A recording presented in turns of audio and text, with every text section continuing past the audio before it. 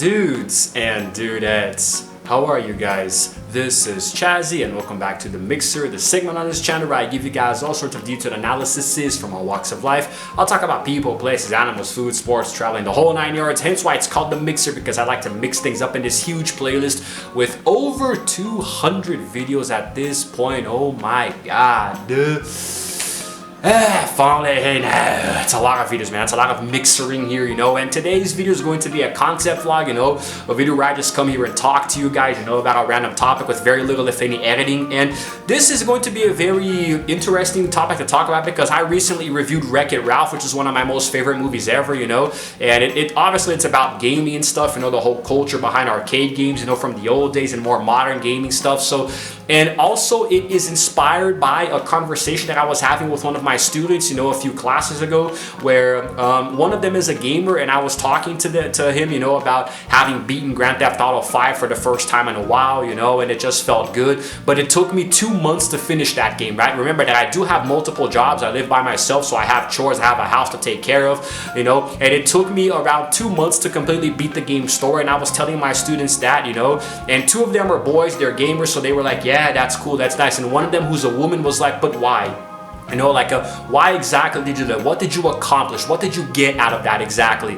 And I did answer her, and it was a really nice conversation, but at the same time I was like, wow, why do I do this? Why do gamers dedicate so many hours of our personal time to beat a game that is virtual? It has very little impact in the real life, unless of course you play esports, you're a professional YouTuber, you make money off of it. But if you don't make money off of gaming, you just play it for fun, what really do you get out of beating a game in 2 months, And I wanted to address this issue here. I thought it would be a really cool topic to cover on my channel. And me personally, when it comes to games, it's always been more than entertainment, It's a way for me to transport myself to another world and spit all over the damn place, to transport myself to another world and become a different character that is drastically different than what I am in real life, And it doesn't always have to be fantasy, you don't always have to play a turn-based RPG or some kind of, a sci-fi shoot-'em up, or a hack and slash. It doesn't always have to be something so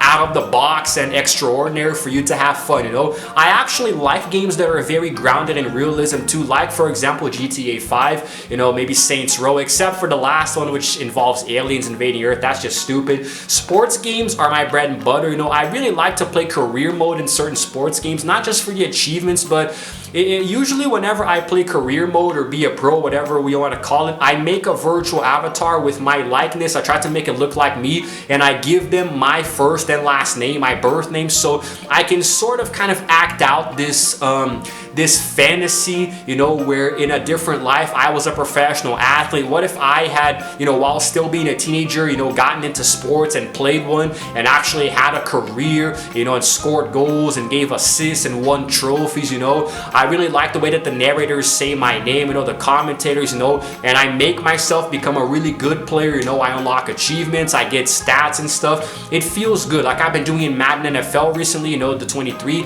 I really do that. I really do that. I really like that. Whenever I do that, it gives me this very innate sense of satisfaction that I don't get out of watching movies or TV shows or sports. It's the kind of it's the kind of joy that I can feel only through a video game. And depending on the kind of game that I play, if it's one of those games like Until Dawn or Man of Medan or Until Dusk, where you make choices, and the choices that you make shape the actual story and the character development, that makes it even more personal. There are some games that are just so, just so driven in the storytelling that sometimes you actually forget that you are playing a game in the first place. When I was a kid and started playing games, my first console was a Super Nintendo. I was probably like, I don't know, 3 or 4. I've always played games for fun, by myself. I was an only child, but, when I got older, I started to get better consoles and make more friends and invite them over to play, and I would always be very competitive, Because I grew up without any siblings, I never really learned the whole cooperative you know, couch co-op thing. You know, I was always very competitive. I didn't like it when my friends won, you know, especially playing that way on my console, you know, home territory. So if I had a brother, you know, I would probably have learned how to, you know, like share better and play more fairly. But, you know, ironically, when I started playing online, I was not as competitive, you know, because when I had teammates, I would always play, you know, for the team, and very rarely, if ever, go by myself, you know, like I would never lone wolf it. But, you know, eventually I started to take games more seriously. I wanted to be a pro gamer at one point. I really tried hard, didn't work out too well. I wanted to be a game designer, you know, when the generation of consoles back in 2005, 2006 came around, where we had the Xbox 360 and PlayStation, Nintendo Wii. We had now the system for achievements and trophies. That made me become even more obsessed with gaming, you know. Now it wasn't really for fun. It was just about getting these achievements, getting gamer score, you know, which in a way was fun to me, but I was obsessed with it for a while. Now as an adult, I play them just to relax and chill, kill some time, you know, do YouTube videos. Sometimes I'll grind out some easy achievements for a quick 1000 gamer score, you know. That's how I am now. But games have always been a part of my life, and it was always a way for me to, sometimes when life gets me down, you know, when I'm feeling kind of depressed or something, you know, I like to play my favorite games just to chill and just like forget about my personal life for an hour or two while I focus on the personal life of the characters that I'm playing as, you know, especially games that have linear objectives and storylines, or even those that offer exploration to do side quests, you know. Sometimes if a game is particularly grindy, like if I have to grind out some achievements, then, you know, I'll have to just, if for it not to get too stale, I'll open up my tablet and watch a couple of YouTube videos, you know, in the background, or listen to music on Spotify on my Xbox, you know. It makes it makes everything much more bearable. And you know, I try to play different games. You know, after beating GTA 5, you know, in a couple of months, I kind of want to explore some other territories now. I tried to play Wulong Fallen Dynasty. It's not for me. You know, the game is terrible, or maybe I just suck. You know, probably one of those two. I didn't like it at all.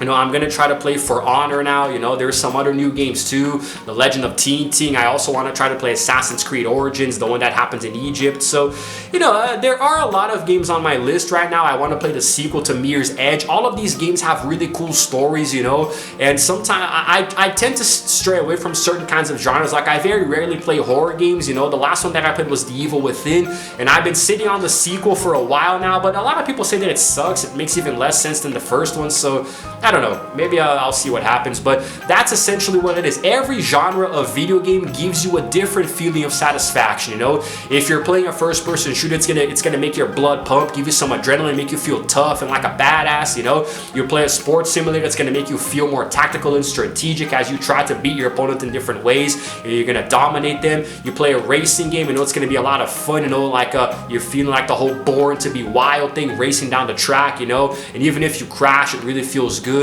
You play a horror game, you know, it's gonna make your blood really boil, it's gonna make your anxiety come out, but still, it's good, you know, to give you that shot of dopamine, you know. I think that playing a horror game, you know, or watching a horror movie burns just as many calories, you know, as going on a roller coaster, you know. Like, it gives you just as much adrenaline as that, and it can help you burn some calories because you sweat, you know. That's just how it is, man. You know, even if you're playing an indie game, a really crappy one like Goat Simulator, you know, it's still a lot of fun despite being so crass, you know. It's so outlandish, but it's a lot of fun, and that's why I love games in general. This is why we gamers play games, man. It's not just to have fun, but to go on wild adventures and meet new characters, make friends with the NPCs, and become invested in the story, the locations around you. Games like Zelda, Breath of the Wild, or Elden Ring, or Horizon Zero Dawn, you know, they take you to these insane far out locations like Pandora and Avatar that you would not be able to see in real life, you know.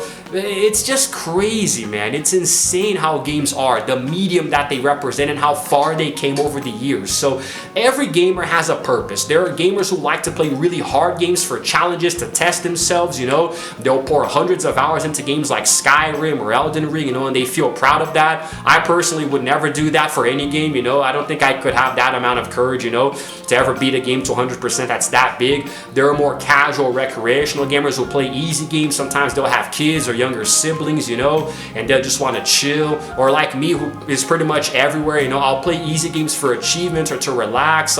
Sometimes I'll play a harder one just for the challenge or something that I don't like just for YouTube, you know. But I'm always gaming, man. You know, I play a little bit almost every single day, but I'm not addicted to it. Like, I can go 1 or 2 days without playing. That's no problem, especially after GTA 5, man. I played that game so much that now lately I don't really feel the need to play anything else, you know. Like, I do have those games that I mentioned before on the list, but I'm like I barely played yesterday. I don't think I'll play at all today except to record a gameplay, you know. So that's how it is. It's not an addiction. It's a way of life. It's a lifestyle. And those who choose it always make the conscious decision to live life a little bit more than they normally would, if that makes sense.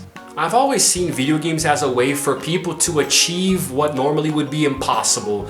You know, like you can't climb to the top of a building and jump off and fly, you know, in real life, because it doesn't work, but you can if you play, for example, what was it? I think it was, what was the name of the game? Just Cause. You know, you can't go out and swashbuckle in the jungle and explore, you know, treasures, but you can if you play Uncharted. You know, it's really nice, man. You know, you can't just, you know, fly. You can't just jump around on stuff and platform and, you know, step on enemies and kill them, but you can if you play Super Mario. You know, the examples just go on and on. You know, you can't just randomly kill people in the street or run them over, but you can if you play GTA. You know, you might not ever be drafted to a war, but you can if you play Call of Duty. You know, the examples are endless. You know, it is awesome. It is great, man. And I love the idea that games give us this possibility of going somewhere completely different and doing something completely new, you know, in a way that we would probably not get the chance to do in real life. Me, for example, I never liked playing sports when I was a kid, you know, but I love them today. I love watching them. I'm too old to play anything. I'm out of shape, you know, but, you know, it's nice to play, like, for example, NHL or Madden or, you know, FIFA or NBA, make a virtual avatar and play, you know, like I'm actually a professional athlete in real life, you know, with my likeness, my name, you know. I think it's really cool, man. You know, I love the way that games offer us this. So that's why I love it. And that's why I think a lot of gamers do what they do. That's why we are what we are. We are gamers because of this, you know. So yeah, man, I just, I don't know. It's crazy. It's crazy. And I think that pretty much answers the question, you know, that little conversation I had with my student, that was a really pleasurable one. It was really pleasant and nice, you know, the way she asked questions about it and was really interested. So I'm kind of emulating that in this vlog here and sharing it with you guys. And I know that there are quite a few gamers out there, so let me know in the comments below what you think, you know, like what your thoughts are about this, you know, because games are becoming better and better, man. You know, some games are better than certain movies now, so it's really crazy to see the storytelling elements just click, you know.